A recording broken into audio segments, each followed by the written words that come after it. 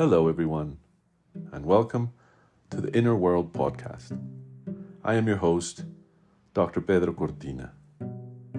In this podcast, we aim to explore the most powerful, efficient, joyful, and sustainable models of inner transformation out there. Thank you for joining us today.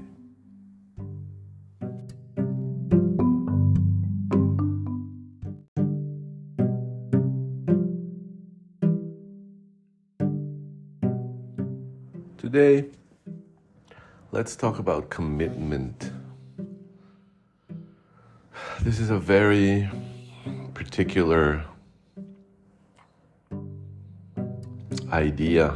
The word commitment probably inspires some of us, probably concerns some of us, probably others get scared. Commitment is an interesting thing because on the one side it can feel heavy and burdensome, and on the other hand it can feel adventurous, invested, driven. So let's explore a little bit more what this means, especially in the context of our inner world and our personal transformation. Commitment there's two ways to understand and approach commitment. Commitment as a layering up, and commitment as a delayering. I'll go through both approximations clearly. Commitment as a layering up is commitment as something that we force upon ourselves, or something that we perceived is forced upon us, or something in the middle, something where we force ourselves because we perceive it is the best way to move forward, or because it is the best way to appease other people, or because it is the best way to not lose other people in terms of us wanting to be with them. So commitment as something that comes from the strategic, rational, transactional mind, something that feels and looks like an agenda. Commitment as in a process by which we assure something for ourselves in return, something in exchange of. In many circles, especially when exploring personal relationships, there's a lot of talk about commitment as this give and take, as this process by which we aspire to have our needs met, and the other people in the relationship aspire to get their needs met. And there's this assumption or this suggestion around sacrificing something that may not be palatable to the other person or the others, in exchange for them sacrificing something that may not be palatable to us. And this is a very common, often used approach, and probably in most cases the one we identify most with this concept of commitment. And no wonder it generates all kinds of reactions, misunderstandings, and assumptions. Because the more we engage in close personal relationships with our little lists of do's and don'ts, our tabs, our transactional agreements, our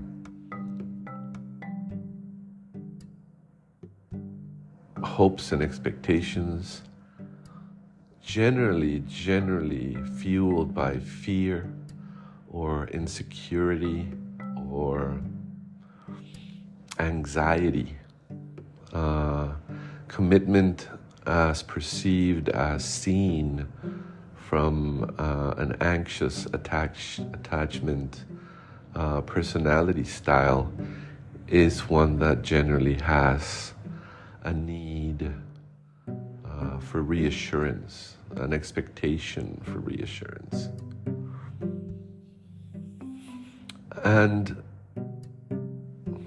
the more and more I explore this theme, and the more and more I work with clients that understand commitment in this way, the more I notice how big and sometimes even unsurmountable these commitment burdens start to become. In many ways, they start literally getting in the way of our joy, our capacity to connect, our capacity to grow, our capacity to be free internally, externally. And this doesn't mean, of course, that we cannot experience commitment, but the point I would like to make is that an expression of commitment that is wholesome and that is freeing and that is sustainable, effortlessly sustainable, is one that comes from a completely different angle. So commitment as the strategic solidification of expectations and behaviors and approaches tends to generally harden our hearts and harden the hearts of others. And as seen in many relationships, when this is not addressed and observed, the relationships become entirely transactional, as if people have their own lists of do's and don'ts. They have their lists of intolerable situations. They have their lists of appropriate situations. And sadly, but surely, in many cases, we end up becoming supervisors of the other person's approach to commitment, or supervisors of our own approach to commitment. In many cases, when we find agreements that we've made challenging to be lived, we become supervisors to ourselves and critics of ourselves, and intense critics, because we often start with, why is it that I can't do this? I am committed to that, but it's so difficult, it's so hard, I'm not cut out for this, I shouldn't be wasting the other person's time, I should find a way to force myself into delivering what I want to deliver, but I can't. So it's not only that we turn into supervisors for other people, we turn into critics and supervisors for ourselves. And in the end, what ends up happening, if we're lucky in relationships, is that we find a comfortable middle point that's relatively livable, that's relatively viable, into which we just get stuck. We park there. And in doing so, we are sadly experiencing life at a joyful level, generally speaking, with tremendous potential that is not being used in terms of our capacity to be who we truly are. And sadly, the other people in the relationship, they end up situating themselves in that very same parking spot. And as time goes by, all the other options around who we could be, what we could offer, what art could we bring to this world, how can we shine, what our love can look like, end up withering and end up becoming just whispers of hope, and in many cases even anxiety, sources of anxiety, all the way to sources of discontent and depression. So I'd like to propose a different approximation to commitment, one that comes from a delayering process. I spoke about the first process as a layering process because we layer up expectations, we layer up assumptions, we layer up rules, we layer up hopes and put them onto other people, and we make other people carry our fear.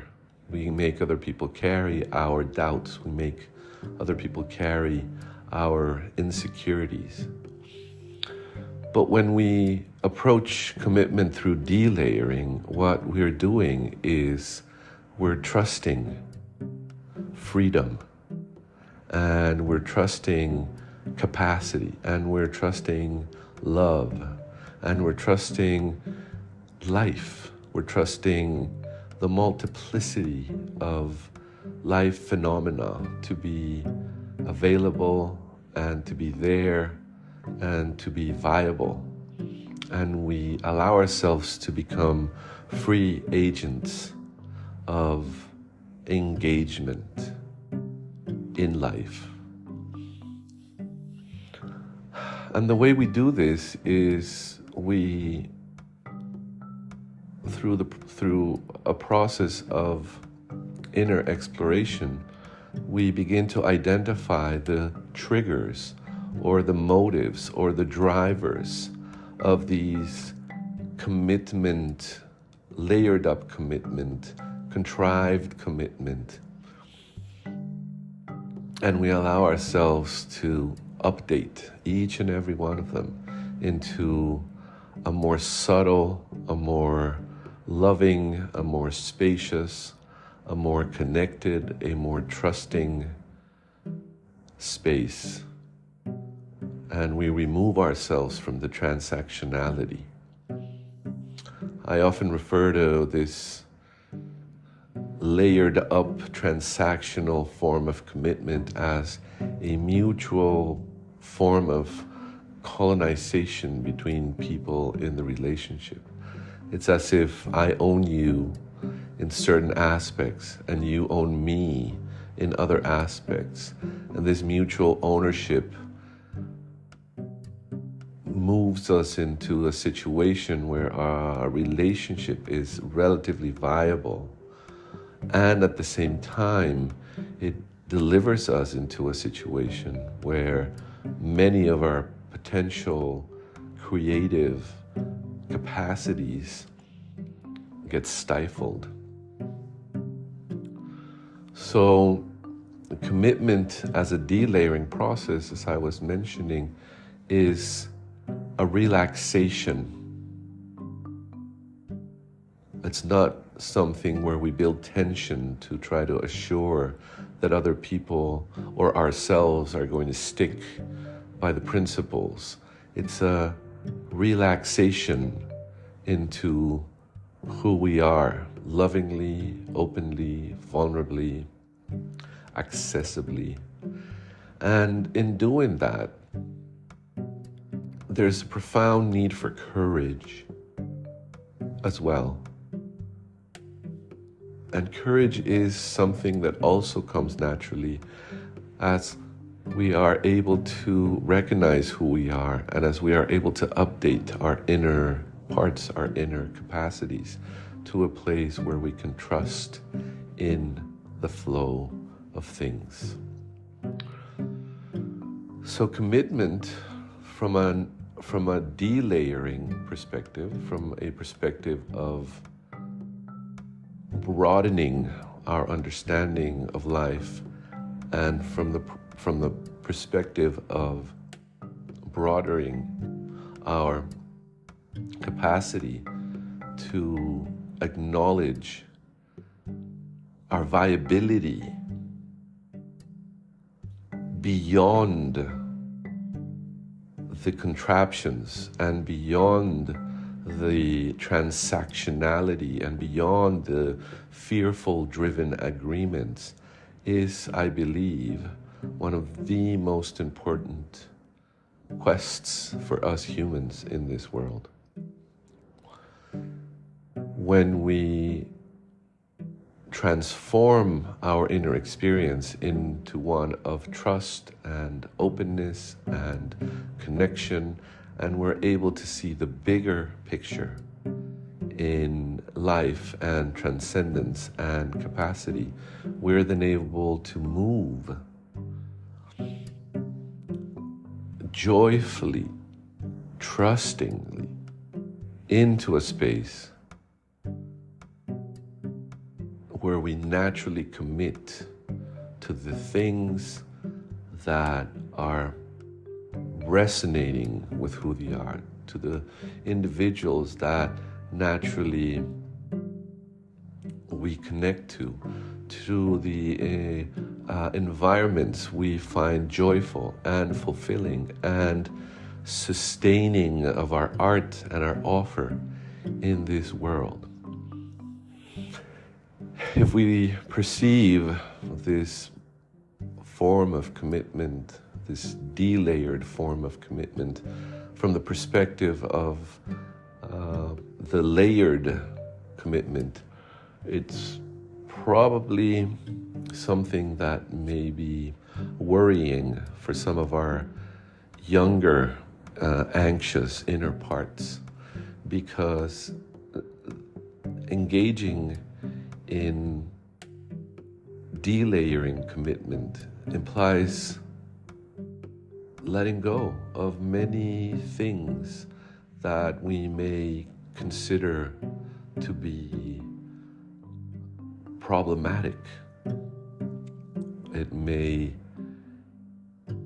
make us think, for example, oh, but if I let go, then I can just lose interest in my partner, or I can lose interest in my family, or I can lose interest in my job. And this is a very simplistic and very narrow and very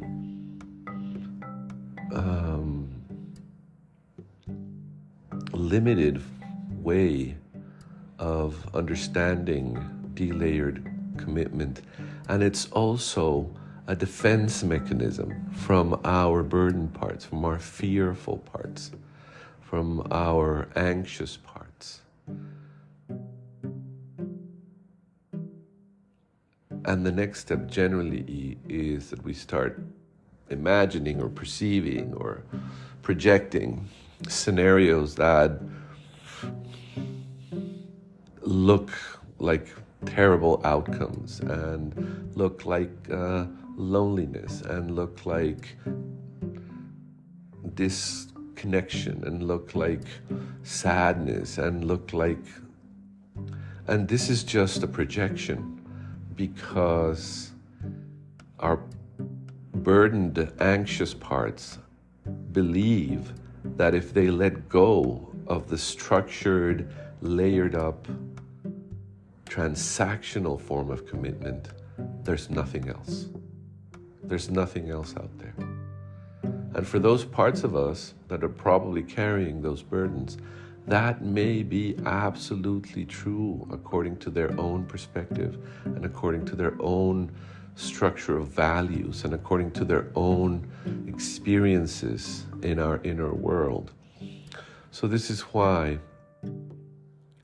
it's important to heal, to work with, to support these parts of us in a way that we can naturally, effortlessly move into delayering, free, expansive, joyous commitment in a way that is effortless and natural. Another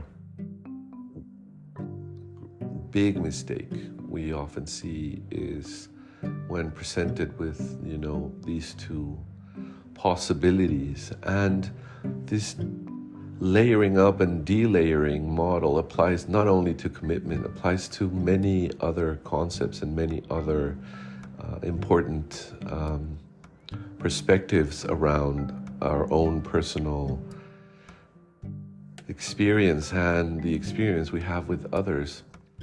Another great mistake is when we hear about this other world where we can be freely committed and joyfully connected, and what happens if we do not do the inner work that's needed is probably a very keen internal manager part of us would start to now force us to move into that direction.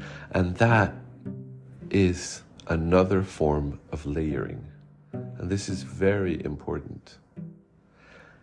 Anything that has to do with internal pushing, with internal adding, with internal forcing, again, with internal layering, anything that has to do with internal pushing is something that is going to layer up more expectations, more projections, more rules, more wants, one over the other, and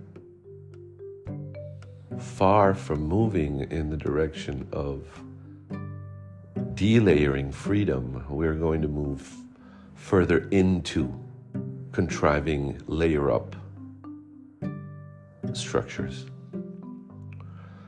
So this is very important. This moving into a delayered, free, expansive, loving, joyful model of connection is something that doesn't happen at the level of thought. It's not something that happens at the level of willing ourselves into, forcing ourselves into. This is something that happens naturally and effortlessly as we alleviate, heal, and unburden our anxious parts that are the ones that are actually building and sustaining and feeding this layered up model of existence, this layered up model of perception. So when we begin working with our inner fears, our inner burdens, and we develop the capacity to connect with those parts of us that are carrying these burdens, and we are able to build the inner trust that we need internally to alleviate the anxiety and the apprehension that is carried by these parts of us many, many, many times because of difficult experiences in our early years. When we begin to support them, heal them, actualize them, these anxious parts of us start naturally, gently, kindly letting go of their apprehensive assumptions and their apprehensive impulses to contrive and to control. And they start finally relaxing into a bigger, broader, more sustained experience of self. And when we do this, naturally and effortlessly, we move into an experience of commitment that has to do with joy, that has to do with relevance, that has to do with our heartfelt mission and quest in this world, that has to do with being of service, that has to do with sharing love, that has to do with sharing understanding, with supporting others into a more transcendental experience of life, naturally and effortlessly. And so this is why it is so important that we have our own practice, we have our own way of healing and alleviating our inner child, the parts of us that carry these heavy assumptions, exaggerated assumptions, disproportionate assumptions around life, around others, around self, in a way that it allows for them to finally update themselves into a more love, joyful, connected, driven capacity, more expansive capacity. And then they're able to notice and see potential beyond the contrivement of the layered up, structured, transactional commitment structure that they experience. What are we looking for, in essence, when we build these layered up, constructed and contrived models of commitment? What we're looking for is viability. We're looking for connection in a way that ends up backfiring, sadly. But this is the essence. This is the primordial drive. And as we do that, we miss the bigger, broader, expansive, loving, joyful, committed dimension of our lives. And when we're moving from the contrived, layered up experience of commitment into the free, expansive, mission-driven experience of our commitment, there are sometimes life changes that happen and relationships that change and connections that are modified. But what's important, it's very, very important, what's important is that when we move into a delayered, free, loving, connected experience of commitment, these changes are not dramatic, heavy, burdensome changes. they're expansive, loving, and understanding changes, at least for the person that is going through the changes. We cannot control or have assumptions around how other people perceive those changes, but just being able to experience those changes from the principal perspective, from the personal perspective, allows us to be incredibly more open, more supportive, less defensive, less dramatic, less convoluted in addressing and supporting those changes in our lives. So, moving from contrived, transactional commitment into expansive, mission-driven, loving commitment is an incredible adventure. It is, from my perspective, one of the most important invitations that is life can offer us in order for us to be able to heal internally, grow internally, update all our parts internally, and be able to move into a space where we offer ourselves in joyous, expansive, supportive, loving, committed, connected, curious, open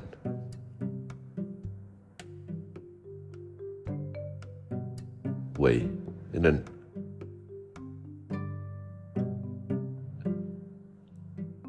And as we move into that space,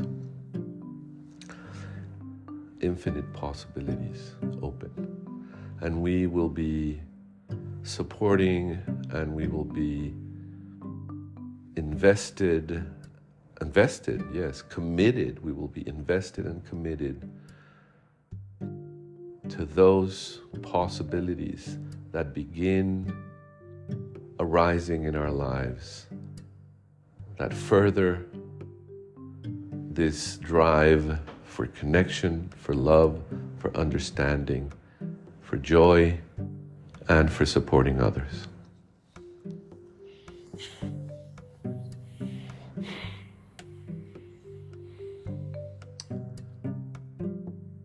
Commitment as a beautiful, joyful, freeing, expansive understanding of ourselves and others.